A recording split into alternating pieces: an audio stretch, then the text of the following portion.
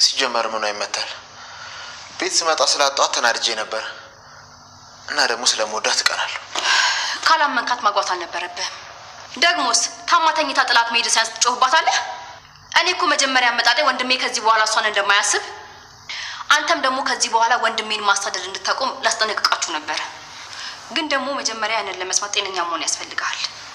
እኛ በቤታችን የወደቀ ነገር ላይ ኃይላችንን አናሳይም። በጀርባ መተለም ለማጥቃት አንሞክርም። ለዛ ነው አስነስቼ ወደ ሆስፒታል የወሰድኳት። አዎ ወንድምሽ ከህይወታችን እንደወጣ ግልጽ ነው። ሰሞኑን ከአዲሱ አፍቅረኛው ጋር ሰላም ጤና ይስጥልኝ። ወደ ተመልካች እንዴት ናችሁ? ደህና ናችሁ ወይ? ሁሉ ሰላም፣ ሁሉ መልካም ነው።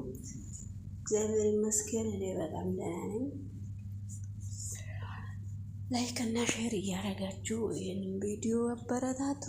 እንግዲህ ውድ ተመልካች ዛሬ አዲስ ቪዲዮ ሐረግ ድራማ ክፍል 66 እየመጥቼ ያላችኋለሁ።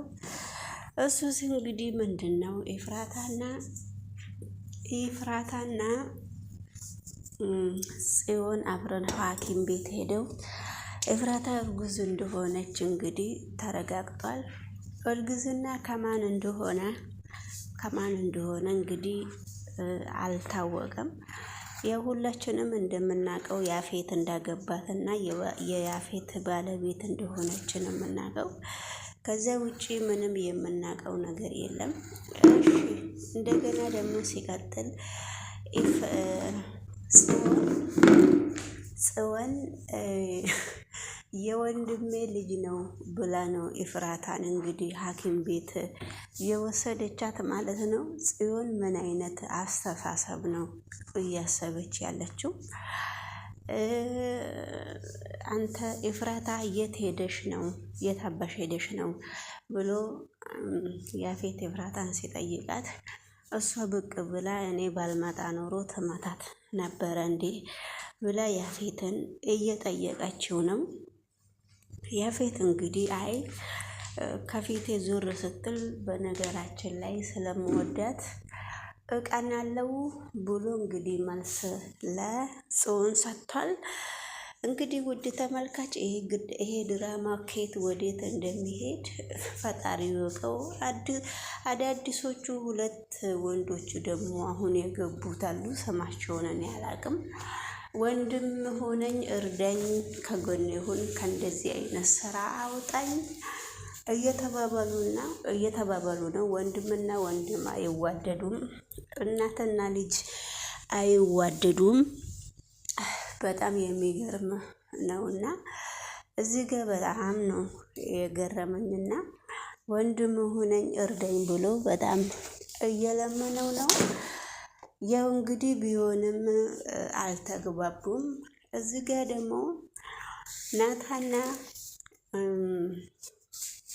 ናታናች ማነች ስሟ ይጠፋብኛል። ናታና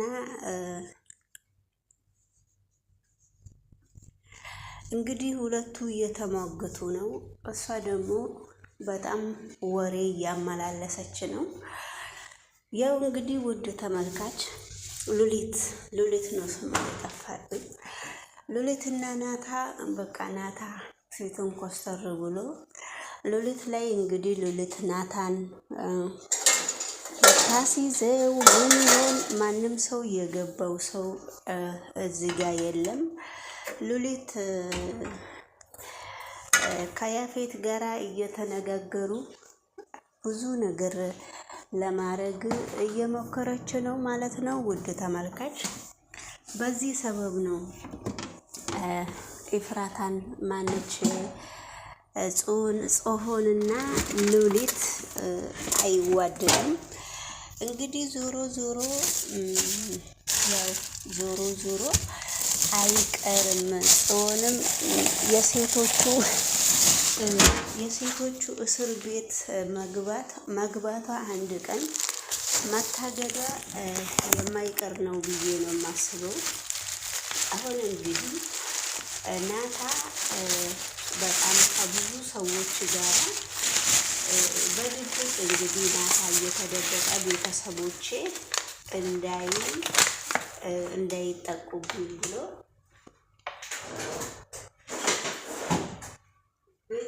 ቤተሰቦች እንዳይጠቁብኝ ብሎ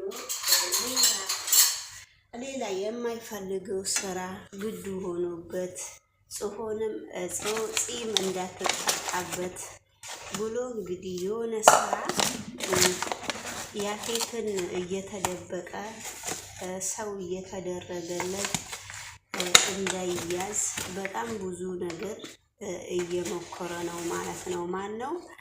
ናታ ማለት ነው። እና ውድ ተመልካች ይሄ ድራማ ወዴት እንደሚሄድ በጣም ነው እየገረመኝ ያለው እና እርስ በራሳቸው በጣም እንትን እያሉ ነው። እርስ በራሳቸው እየተነጋገሩ ነው።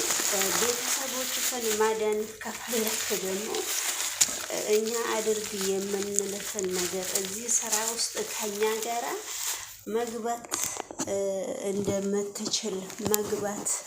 እንደምትችል ብለው ሲያመካክረው ነው። እንግዲህ ሌላ አለቃ ደግሞ ሲያመካክረው እኔ እዚህ ነገር ውስጥ አልገባም ብሎ ሄዶ ነው ተመልሶ እንደ አዲስ መጥቶ የገባበት ማለት ነው። ያው ነገሮቹ በጣም ከባድ ቢሆንም እንግዲህ ይሄን ድራማ ገኒና ልጇ ደግሞ እንግዲህ ቢኒን እንዴት ሆንኩ የገባህ እንዴት ነህ እያሉ ቁጭ ብለው ስልክ እንግዲህ እየደወሉ እየጠየቁ ነው። ቢኒም ያው ከያፌት ጋራ እና ከአቤልንና ያፌትን አቤል እንዳጠቃው ያፌት እንዳስወጣው እየተናገረ ነው አዲሶቹ አለቃ ጋር። ነገሮቹ ከባድ ቢሆንም እርስ በራሳቸው እንግዲህ በጣም እየተወኑ ነው ማለት ነው። ሉሊትዬ ደግሞ እንግዲህ ከዛም እሷ እኔ ምን ይሻለኛል የምትለው አባባል ነው የሚገርመኝና እንግዲህ ይሄ አዲሱ የቤዛ ጓደኛ እንግዲህ ስልክ ነው። ቤዛም እንግዲህ በእንቅልፍ ልቧ ሄዋንን እየፈለገች ነው። እንግዲህ በእንቅልፍ ልቧ ስትፈልጋት በአካል ተገናኙ። ሄዋን እንግዲህ ወደ እስር ቤት በጣም ወንጀል እየሰራች እሷ ላይ ሄጄ ያልጠየኳትም አሁን ፖሊስ ጣቢያ ሄደን አብረን እንድናመለክት እፈልጋለሁ እና እናና ወሰደኝ ስትለው እንግዲህ አሁን መሽቷል፣ ነገ እናመለክታለን ብሏታል። እንግዲህ ውድ ተመልካች ከየት ወዴት እንዴት በቃ ይሄ ድራማ አንዳንድ ጊዜ በጣም የሚያስተምርም ትምህርት አለው፣ አንዳንድ ጊዜ ደግሞ የሚያሳዝንም አለው። እንግዲህ ውድ ተመልካች ይሄን ይመስላል። ገኒ አሁን ተሻሽላለች። ገኒም እንግዲህ ትወናዋን ትቀጥላለች ማለት ነው። አሁን እንደ ተሻላት ደስተኛ እንደሆነች ቢኒም ከእስር ቤት እንደወጣ ደስተኛ ሆናለች ማለት ነው። እሷም እንግዲህ ወይ ወደ ጉዟ ወይ ወደ ድራማዋ ትቀጥላለች። ይህንን ቪዲዮ እስከ መጨረሻ ሳታዩ ቪዲዮን ቆራርጣችሁ እንዳታዩ፣ ቻናሉ ለዛ ነው እንደዚህ የሚወርደው። ሰብስክራይብ እና ላይክ እያደረጋችሁ አበረታቱኝ ማለት ነው። እሺ ውድ ተመልካች፣ እሺ ጋይሶች፣ አይመስላችሁም? ይመስለኛል። እንግዲህ እኔ ሰብስክራይብ ታደርጉኛላችሁ ብዬ አስባለሁ። የራሳችሁን እናንተ ናችሁ የምታስቡት። ኦኬ፣ አላለቀም እንደ ቪዲዮ እና ምን ያክል እንግዲህ አለቃዋ ደግሞ የናታ አለቃዋ ሌላዋ ጠርታው የትን ያለከው እያለች ነው። ሄዶ እንግዲህ ቁጭ ብሎ እያስረዳት ቢኒ ኢንስፔክተር አወቀ ይባላል። ያፌትና ተመሳሳይ ስራ ላይ የሚሰሩትን ሰዎች ለመያዝ አብረን እየሰራን ያለ ነው። እንዴት?